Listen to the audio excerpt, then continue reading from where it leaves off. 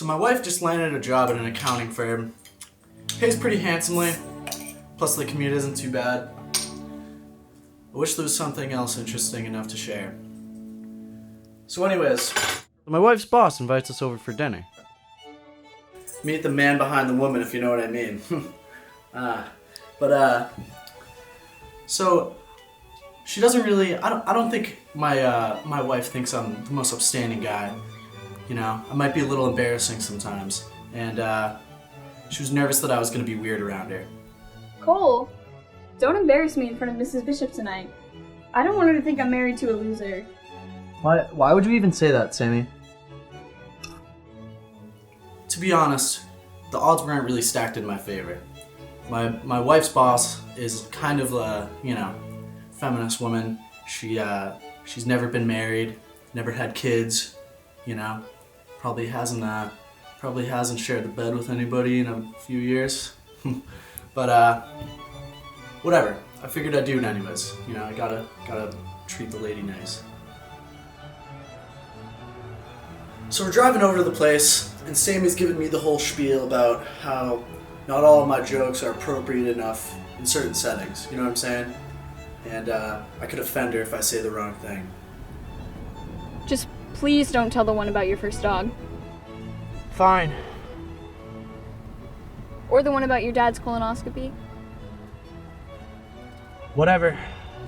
Or the one about how you taught your second dog to lick people's crotches. What am I supposed to talk about, Sammy?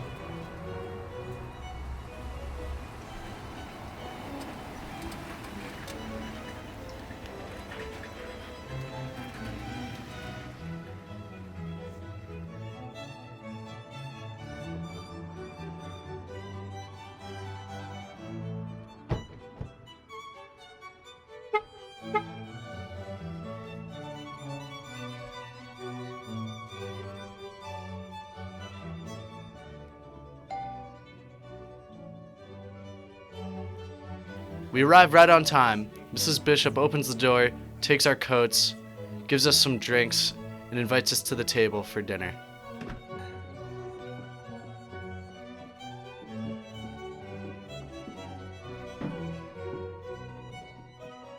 We're hitting it off pretty good, She's digging my perfectly timed, appropriate jokes with a deadpan delivery. So I grab his leg and I pull his sock straight off.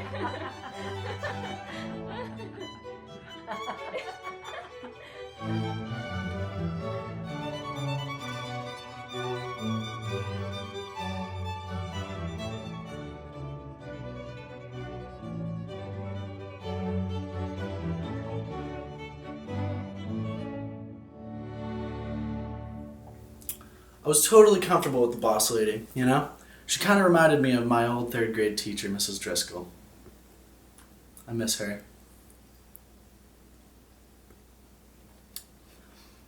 So anyways, everything was going well until Ms. Bishop brought out the main course.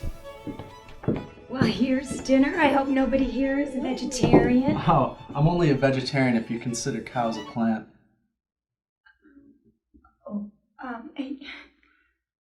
As I began to cut my steak, I discovered how undercooked this steak was. And I've had my fair share of rare steaks. I prefer medium, I can eat rare. This steak was very close to being alive still. I probably could have resuscitated the cow had I tried. This thing was so pink and red. It was disgusting. I didn't know what to do. I couldn't say that I was a vegetarian. I already commented on how excited I was. Instead, I sat there fidgeting with my fork. When Ms. Bishop got up to get dessert, I saw the perfect window of opportunity. As I looked across the fancy dining room table at the open window, I concocted this fantastic idea. It was a clear shot, one swift toss, and that would be it. I knew I had to be decisive, realizing that she could return at any moment. I committed. I grabbed the steak with my hand, gently shook off the juice, and executed a perfect throw right through the center of the window. But there was a problem. A rudimentary assumption I had made that was essential for the success of this plan was that the window would be open. Steak smacks the cleanest window ever known to man.